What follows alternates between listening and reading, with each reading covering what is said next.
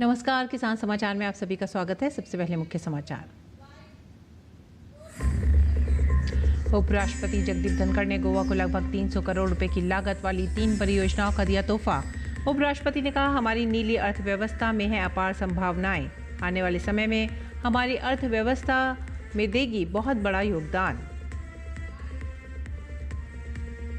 केंद्रीय कृषि मंत्री शिवराज सिंह चौहान ने इंदिरा गांधी राष्ट्रीय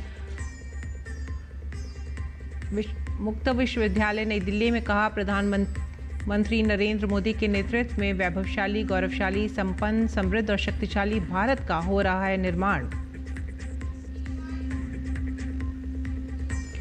रबी खरीद सीजन में गेहूं और सरसों की खरीद का काम हुआ पूरा। रबी विपणन सीजन 2025-26 के लिए हरियाणा में सूरजमुखी की न्यूनतम समर्थन मूल्य पर खरीद 1 जून से होगी शुरू।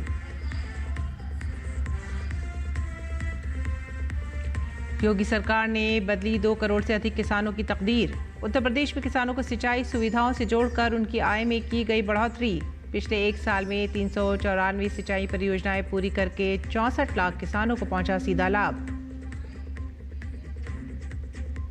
राजधानी दिल्ली समेत उत्तर और पश्चिम भारत में आंधी तूफान, बारिश और ओलावृष्टि। यूपी में बीते 36 घंटों में प्राकृतिक आपदाओं के चलते 18 लोगों की मौत।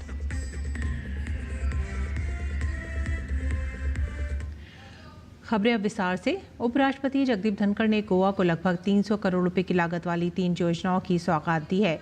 उन्होंने कहा कि हमारी नीली अर्थव्यवस्था के विकास में भारतीय तट रक्षक बल की महत्वपूर्ण भूमिका है। नीली अर्थव्यवस्था में अपार संभावनाएं हैं। ये आने वाले समय में हमारी अर्थव्यवस्था में बहुत बड़ा योगदान देगी। इसके विस्तार और दोहन की अपार संभावनाएं हैं।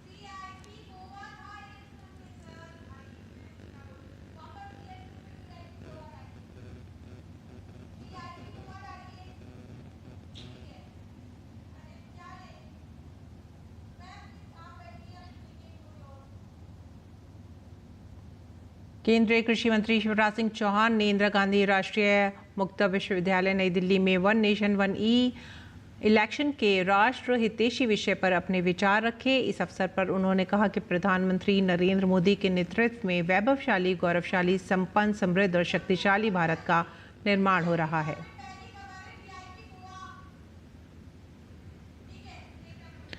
और किसानों के लिए योगी सरकार की सिंचाई योजनाएं वरदान साबित हो रही हैं। उत्तर प्रदेश में 2 करोड़ से अधिक किसानों को सिंचाई सुविधाओं से जोड़कर उनकी आय में भारी बढ़ोतरी की गई है। पिछले 1 साल में 394 सिंचाई परियोजनाएं पूरी करके 64 लाख किसानों को सीधा लाभ पहुंचाया गया। योगी सरकार ने अब तक 50 लाख हेक्टेयर अतिरिक्त भूमि को सृजित किया या पुनः स्थापित करके किसानों के लिए परिवर्तनकारी कदम उठाए हैं। यही नहीं, सीएम योगी के विजन और मिशन मानकर पिछले 8 वर्षों में 1100 से अधिक सिंचाई परियोजनाओं को मंजूरी दी गई है। प्रदेश के ऐसे इलाके जहां पहले पानी की किल्लत के कारण खेती मुश्किल थी, अब वहां के किसान भी भरपूर फसलें उगा रहे हैं। योगी सरकार ने नहरों, तालाबों और बोरवेल जैसी तमाम सिंचाई सुविधाओं को मजबूत करके किसानों को साल भर पानी उपलब्ध कराया है। इससे न केवल फसल उत्पादन बढ़ा है, बल्कि किसानों की आमदनी में भी वृद्धि हुई है।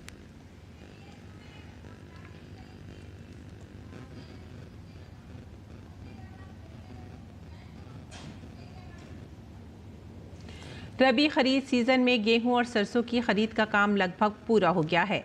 इसके बाद हरियाणा खाद्य नागरिक आपूर्ति एवं उपभोक्ता विभाग जल्द ही सूरजमुखी की खरीद शुरू करने जा रहा है। रबी विपणन सीजन 2025-26 के लिए हरियाणा में सूरजमुखी की न्यूनतम समर्थन मूल्य पर खरीद 1 जून से शुरू की जाएगी, जो 30 जून तक चलेगी। सरकार ने इस साल सूरजमुखी की खरीद के लिए 17 मंडियां खोली हैं। बता दें कि इस बार केंद्र सरकार द्वारा सूरजमुखी का न्यूनतम समर्थन मूल्य यानी MSP 7,280 रुपये प्रति क्विंटल तय किया गया है। हरियाणा के कृषि एवं किसान कल्याण विभाग से प्राप्त रिपोर्ट के अनुसार इस वर्ष राज्य में 44,062 मीट्रिक टन सूरजमुखी की पैदावार होने की संभावना है। हरियाणा की 2 खरीद संस्थाओं हैफेड और हरियाणा वेयर हाउसिंग कॉरपोरेशन द्वारा सूरजमुखी की खरीद का कार्य किया जाएगा। और इस बीच बिहार के अररिया जिले में रुक रुक कर हो रही प्रतिदिन की बारिश ने मक्का उत्पादन करने वाले किसानों की कमर तोड़ दी है। बारिश के कारण मक्का के फसल को भारी नुकसान पहुंचा है। बिन मौसम बारिश ने किसानों को भारी परेशानी में डाल दिया है। तेज हवा के साथ साथ झमाझम बारिश होने से खेत में खड़ी मक्का फसल के पौधे गिर गए हैं। वहीं मक्का की तैयार फसल पानी में भीगकर खराब हो रही है। कठिन मेहनत के बाद तैयार हुई मक्का की फसल बारिश में भीगकर बर्बाद हो रही है। किसानों ने सूद ब्याज पर पैसे लेकर मक्के उगाए थे और अब उनका पूरा परिश्रम बारिश के पानी में बहने लगा है। बीते 2 दिनों से हो रही बारिश ने किसानों की कमर तोड़ दी है। प्रखंड के हलिया, लहसुनगंज, समौल, मझुआ, सैफगंज, शंकरपुर, तिरसकुंड, रमई आदि के गांवों के हजारों किसान परेशान हैं। किसानों ने बताया कि उनकी साल भर की मेहनत बर्बाद हो गई है। उल्लेखनीय है कि इलाके के किसान गेहूं और मकई पर ही निर्भर रहते हैं। इन्हीं फसलों से साल भर उनका घर चलता है।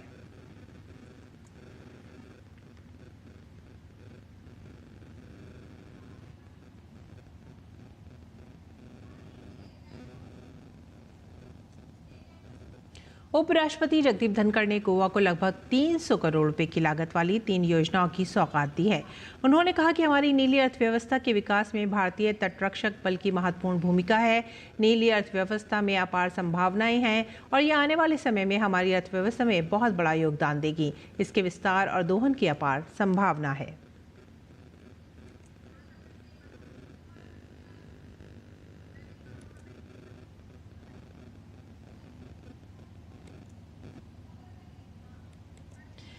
उपराष्ट्रपति जगदीप धनखड़ ने गोवा को लगभग 300 करोड़ रुपए की लागत वाली 3 योजनाओं की सौगात दी है। उन्होंने कहा है कि हमारी नीली अर्थव्यवस्था के विकास में भारतीय तटरक्षक बल की महत्वपूर्ण भूमिका है। नीली अर्थव्यवस्था में अपार संभावनाएं हैं।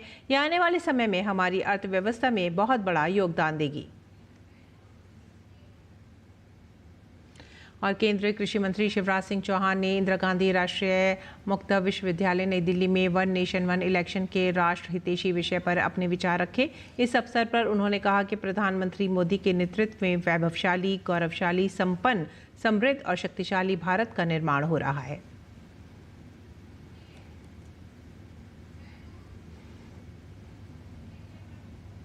प्रधानमंत्री नरेंद्र मोदी ने तमिलनाडु के थिरुवीरा अरासू के प्रयासों की प्रशंसा की, जिन्होंने कॉफी की खेती से कोडीकनाल में लीची के पेड़ लगाने में सफलता प्राप्त की है और इसीलिए प्रधानमंत्री ने मन की बात की 121वीं कड़ी में उनके प्रयासों की सराहना की।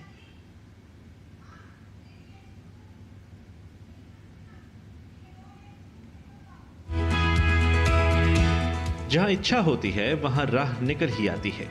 प्रधानमंत्री ने मन की बात की 121वीं कड़ी में कई ऐसे प्रेरक उदाहरण साझा किए जहां लोगों ने चुनौतीपूर्ण जलवायु परिस्थितियों में सफलतापूर्वक वृक्षों और फसलों की खेती की है। पीएम ने देश भर के उन तमाम अन्नदाताओं का जिक्र किया जिन्होंने अपनी खेती के माध्यम से असंभव को संभव कर दिखाया। ऐसे ही मिसाल बनकर सामने आए हैं तमिलनाडु के थिरुवीरा अरासू, जो पहले कॉफी की खेती किया करते थे, लेकिन वो चाहते थे लीची के बागान लगाना। उन्होंने जलवायु की चुनौती होने के बावजूद कोडाईकनाल में लीची की खेती करने की ठानी। कोडाईकनाल में उन्होंने लीची के पेड़ लगाए। ये उनकी 7 साल की मेहनत का ही नतीजा है कि अब उन पेड़ों पर फल आने लगे हैं। गौरतलब है कि लीची की फसल की बागवानी के लिए आर्द्र जलवायु उपयुक्त है। मैं शुरू से ही लीची के बाग लगाना चाहता था, लेकिन यहाँ की जलवायु इसके अनुकूल नहीं है, इसलिए मैंने कॉफ़ी की खेती शुरू कर दी। परंतु फिर सोचा क्यों ना रिस्क लिया जाए और फिर यहाँ की मिट्टी को लीची की खेती के अनुकूल तैयार किया। लीची के पेड़ लगाए, आज ये फल दे रहे हैं। प्रधानमंत्री ने मन की बात में मेरे काम को सराहा, इसके लिए मैं उनका आभारी हूँ। वर्षा की कमी में भी आर्द्र जलवायु वाले जो क्षेत्र हैं वहां इसकी खेती की जा सकती है। थिरुवीरा अरासू को लीची लगाने में मिली सफलता ने आसपास के दूसरे किसानों को भी प्रेरित किया है। ये उदाहरण बहुत प्रेरित करने वाले हैं।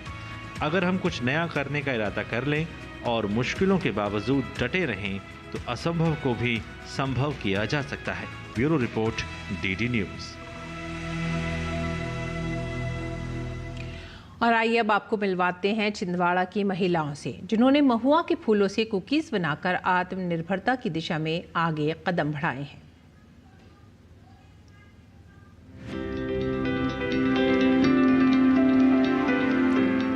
मध्य प्रदेश के छिंदवाड़ा जिले में राजाखो छोटा सा एक गांव है।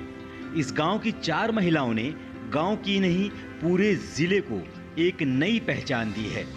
महिलाओं ने 3 साल पहले समूह बनाकर महुआ के फूल से कुकीज बनाने का काम शुरू कर रोजगार की शुरुआत की थी। वहीं अब इन महिलाओं के उत्पाद जिले में नहीं पूरे प्रदेश के बड़े बड़े शहरों और नगरों में फेमस हो गए हैं। देश भर के लोग इस छोटे से गांव में महुआ वाले कुकीज का स्वाद चखने के लिए पहुंच रहे हैं। महुआ से बनी कुकीज इस गांव की पहचान बन गई है। कि हमको ये ट्रेनिंग दिया गया और फिर हमने उसमें सीखा बिस्किट बनाना और क्या बोलते फिर पूरा महुआ पीसते हैं, फिर उसको सुखाते हैं। सुखाने के बाद फिर उसको महुआ को पीसना पड़ता है। पीसने के बाद फिर उसमें ओवन में डालना पड़ता है। ओवन में फिर सिकाई करके निकाल के और फिर मिक्सी में पीसना पड़ता है। पूरे गांव में बहुत खुशहाली छाई है कि हमारे प्रधानमंत्री के पास हमारी बात गई। पहले मजदूरी करते थे, खेती बाड़ी का काम करते थे। अब हम लोग ने जो काम अभी शुरू हुआ है तो हमें इसमें बहुत खुश है। सब लोग बहुत खुश है। हम लोग बहुत आगे बढ़ रहे हैं चीज़ें से। बिस्किट महुआ से बनाते हैं, मैदा डालता है इसमें और शक्कर डालते हैं इसमें, पूरा मिक्स करके और उसको बनाते हैं। राजा खो की देवकी चौरे, लता मर्सकोले, नीतू अहिरवार और मंजू चौरे सहित कुछ महिलाओं ने अन्यका महुआ उत्पादक समूह का गठन किया। इन महिलाओं ने 5-5 हजार रुपए इकट्ठा कर आदिवासी जीवन शैली से जुड़े व्यंजनों को व्यवसायिक रूप देने की योजना बनाई। इसी के तहत उन्होंने महुआ के फूल से कुकीज बनाने का फैसला किया और ये आइडिया हिट हो चला। हमको पता नहीं था कि महुआ की कुकीज बने। फिर NR आलम वाले सर लोगों से संपर्क हुआ, उन्होंने हमको ट्रेनिंग दिलाया तामिया से। फिर वहाँ पे हमको बताया गया कि ट्रेनिंग में कि महुए की कुकीज़ बनाई जाती। तो ये सोचते थे कि अब महुए की कुकीज़ तो बना लिए, पर हमको इसको मार्केटिंग कैसे करेंगे, कैसे बेचेंगे। फिर हम लोग ने स्टॉल लगाया, स्टॉल में थोड़ी बहुत बिकी। वो स्टॉल से फिर हमको धीरे धीरे ऑर्डर भी आने लगे। गांव की महिलाओं का जज्बा देखकर एक मल्टीनेशनल कंपनी ने CSR मद से इन महिलाओं को आधुनिक मशीनें उपलब्ध कराई। इसके पहले महिलाओं ने 7 दिनों की ट्रेनिंग भी ली, जिसमें कुकीज बनाने का तरीका सीखा। उनके उत्पाद के लिए आसपास के 13 गांवों के ग्रामीणों से महुआ एकत्र कराया जाता है। इससे जुड़ी महिलाओं को रोजगार भी मिला है। महिलाओं की लगन से उनके उत्पाद की स्थानीय स्तर पर बड़ी डिमांड है।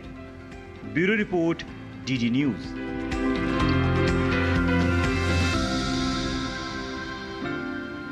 और आइए अब बात करते हैं मौसम की। दिल्ली NCR में भीषण गर्मी के बाद मौसम से राहत के बजाय बड़ी मुसीबत आ गई। राहत आंधी, तूफान और बारिश ने दिल्ली और आसपास खूब तबाही मचाई। दिल्ली की Geeta colony, Minto road, Lodhi road, Murti road, Janpath road और कश्मीरी गेट में जगह जगह पेड़ गिरे और बिजली उखड़ने से सड़क से मेट्रो तक सबकी रफ्तार धीमी पड़ गई।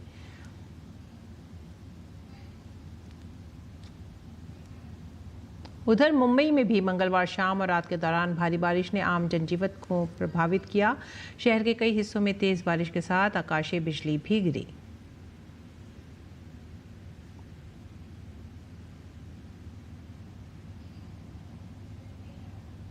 और आइए अब जानते हैं मंडी भाव।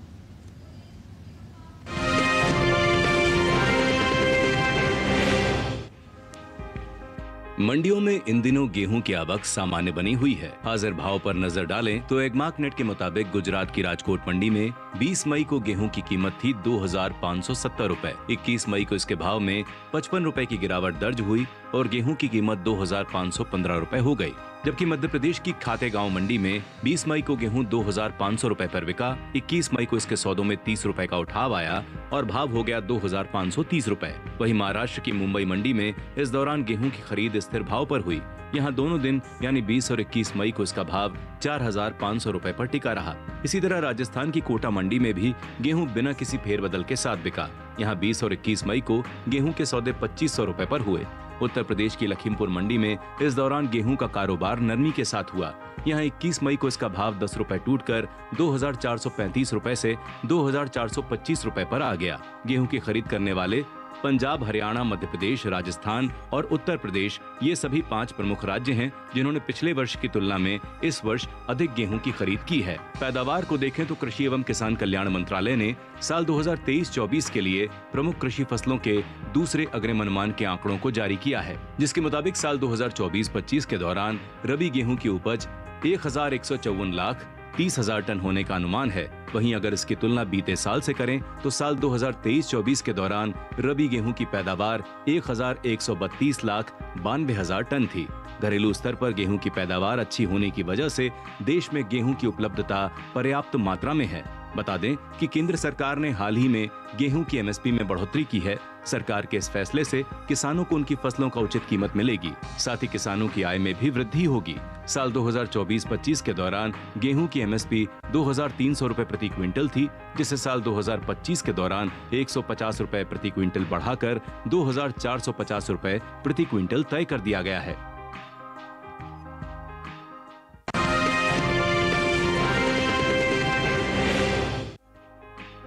मंडियों में इन दिनों आलू की आवक सामान्य बनी हुई है। बात हाजिर भाव की करें तो एक मार्कनेट के मुताबिक गुजरात की सूरत मंडी में 20 मई को आलू का भाव रहा 1,300 रुपए, जो कि 21 मई को 350 रुपए लुढ़क कर 950 रुपए पर आ गया। इसी तरह महाराष्ट्र की पुणे मंडी में 21 मई को आलू का भाव 50 रुपए टूटकर 1,750 रुपए से 1,700 रुपए पर आ गया। वहीं दिल्ली की आजादपुर मंडी में 20 मई को आलू का भाव रहा 800 रुपए, जो कि 21 मई को 20 रुपए चढ़कर 820 रुपए पर पहुंच गया। राजस्थान की श्री गंगानगर मंडी में भी आलू के भाव में तेजी रही। यहां 20 मई को इसकी कीमत रही 800 रुपए, जो कि 21 मई को 200 रुपए की छलांग लगाकर 1,000 रुपए हो गई। जबकि उत्तर प्रदेश की मुरादाबाद मंडी में 20 मई को आलू का भाव रहा 1,125 रुपए, जो कि 21 मई को 5 रुपए की कमजोरी के बाद 1,120 रुपए पर आ गया। आलू की उपज पर नजर डालें तो साल 2023-24 के दौरान आलू की पैदावार लगभग 570,49,000 टन होने की उम्मीद है, जिसका मुख्य कारण बिहार और पश्चिम बंगाल में आलू की पैदावार में आई कमी का दर्ज होना है। कुल बागवानी फसलों की पैदावार को देखें तो कुछ समय पहले ही कृषि एवं किसान कल्याण विभाग ने विभिन्न बागवानी फसलों के क्षेत्रफल और पैदावार को लेकर तीसरा अग्रिम अनुमान जारी किया है, जिसके मुताबिक साल 2023-24 के दौरान घरेलू स्तर पर देश में बागवानी फसलों की पैदावार लगभग 353.19 मिलियन टन होने का अनुमान जताया गया है।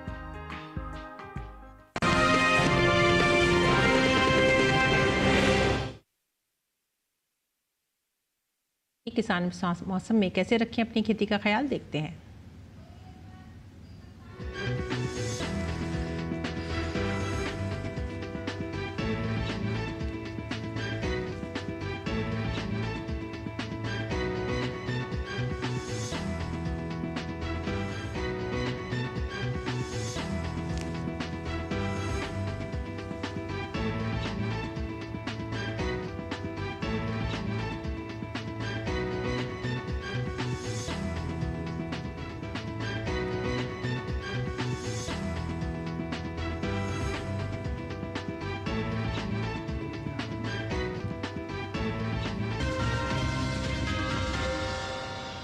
नमस्कार, आप देख रहे हैं डीडी किसान। मैं हूं एआई कृष और आज हम भारत के विभिन्न राज्यों में होने वाली खेती किसानी से संबंधित सलाहों के बारे में पूरी जानकारी देंगे। कोंकण में मूंग और धान की कटाई का काम करें। यहाँ के किसान मूंगफली की खुदाई और आम की तुड़ाई का काम भी करते रहें। मध्य महाराष्ट्र में पुणे और कोल्हापुर जिलों को छोड़कर बाकी जगह बाजरा, मक्का, सूरजमुखी की कटाई जारी रखें। यहाँ के किसान प्याज और मूंगफली की खुदाई भी करते रहें। मध्य महाराष्ट्र में अनार, तरबूज और खरबूज की तुड़ाई भी समय पर करें। फसलों की कटाई और फलों की तुड़ाई सुबह के समय करना ज्यादा उचित रहेगा। कटाई या तुड़ाई के बाद फसलों को सुरक्षित स्थान पर रखें। वहीं विदर्भ में मूंग और तिल की कटाई करें। तरबूज और खरबूज की तुड़ाई भी समय पर करें। विदर्भ के किसान मूंगफली की खुदाई का काम भी करते रहें। कटाई के बाद फसलों को सुरक्षित स्थान पर रखना जरूरी है। मध्य महाराष्ट्र, मराठवाड़ा और विदर्भ में हाल ही में लगाए गए फलों और सब्जियों के नए पौधों को सहारा देने का काम करें ताकि तेज हवाओं में पौधों को गिरने से बचाया जा सके। महाराष्ट्र के कोल्हापुर और पुणे में मूंगफली की खुदाई और सूरजमुखी की कटाई खराब मौसम के दौरान रोक दें। इसी तरह देश के अन्य बारिश संभावित इलाकों में भी फसलों की कटाई साफ मौसम के दौरान करें। उड़ीसा में तैयार धान, उड़द, मूंग और अरहर की कटाई जारी रखें। यहाँ के किसान कटहल, केले और आम की तुड़ाई करते रहे। ओडिशा में टमाटर और खीरे की तुड़ाई भी जारी रखें। देर से बोई गई मूंग की फसल में फली बनने के समय मिट्टी में पर्याप्त नमी बनाए रखें। ओडिशा में मक्का की बुवाई कर सकते हैं। इसी तरह कृषि और किसानों से जुड़ी हर महत्वपूर्ण जानकारी के लिए हमारे साथ जुड़े रहिए और देखते रहिए डीडी किसान। धन्यवाद।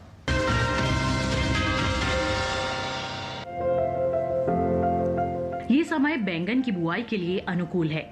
बैंगन की बुआई करने से पहले खेतों को अच्छी तरह तैयार कर लें। खेतों की जुताई कर जमीन को समतल कर लें। बुआई करते समय पौध से पौध की दूरी 60 सेंटीमीटर और पंक्ति से पंक्ति की दूरी 60 से 75 सेंटीमीटर रखें। किसान बैंगन की कई किस्मों की बुआई इस समय कर सकते हैं, जैसे पूसा श्यामला। इस किस्म की बुआई पंजाब, उत्तर प्रदेश, बिहार और झारखंड में कर सकते हैं। बैंगन की ये किस्म लंबे आकार की होती है। इस किस्म की 1 हेक्टेयर में 390 क्विंटल पैदावार ले सकते हैं। इसकी शाखाएं सीधी होती हैं और पौधा कांटा रहित होता है। पूसा पर्पल क्लस्टर की बुआई भी की जा सकती है। ये किस्म उत्तरी भारत के मैदानी और पर्वतीय इलाकों के लिए अच्छी होती है। 1 हेक्टेयर में 200 क्विंटल पैदावार ली जा सकती है। इसकी लंबाई 10 से 12 सेंटीमीटर होती है। इसका रंग गहरा बैंगनी होता है। इसके अलावा पूसा अंकुर की बुआई की जा सकती है। पूसा अंकुर राजस्थान, गुजरात, हरियाणा, दिल्ली, मध्य प्रदेश और महाराष्ट्र में लगाने के लिए काफी अच्छी है। इस किस्म का आकार गोल होता है। 1 हेक्टेयर में 350 क्विंटल फसल ली जा सकती है। इसके अलावा किसान बैंगन की पूसा उत्तम किस्म भी लगा सकते हैं। बैंगन की इस किस्म की बुआई पंजाब, उत्तर प्रदेश, बिहार और दिल्ली में की जा सकती है। इसका आकार भी गोल होता है। बुआई के तुरंत बाद पहली सिंचाई करें। खरपतवार नियंत्रण के लिए किसी भी दवा का छिड़काव विशेषज्ञों की सलाह पर ही करें।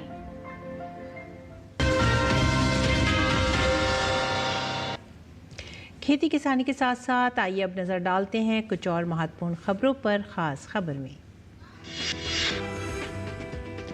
प्रधानमंत्री नरेंद्र मोदी का राजस्थान दौरा। बीकानेर में देशनोक स्थित करणी माता मंदिर में दर्शन और पूजा अर्चना की।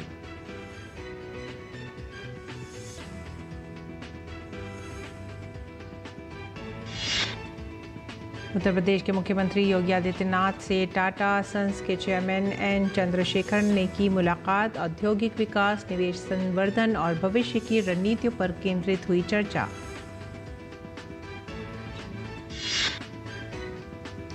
कृषि क्षेत्र में सुधार और शुद्ध परोक्ष कर संग्रह में तेज बढ़ोतरी से वित्तीय वर्ष 2024-25 की चौथी तिमाही में देश की जीडीपी विकास दर 7.2% रहने का अनुमान। बार्कलेज की एक रिपोर्ट में किया गया दावा। उत्तर प्रदेश के बदायूं जिले के उझानी कस्बे में एक फैक्ट्री में आग लगी। दमकल की टीम ने बड़ी मशक्कत के बाद आग पर काबू पाया। छत्तीसगढ़ के नारायणपुर में सुरक्षा बलों और नक्सलियों के बीच बुधवार को मुठभेड़ हुई। मुठभेड़ के दौरान सुरक्षा बलों ने माओवादियों के शीर्ष नेता नंबाला केशवराव उर्फ बसव राजू समेत 27 नक्सलियों को मार गिराया। इसी के साथ ही आप हमारी पूरी टीम को दीजिए आज्ञा। नमस्कार।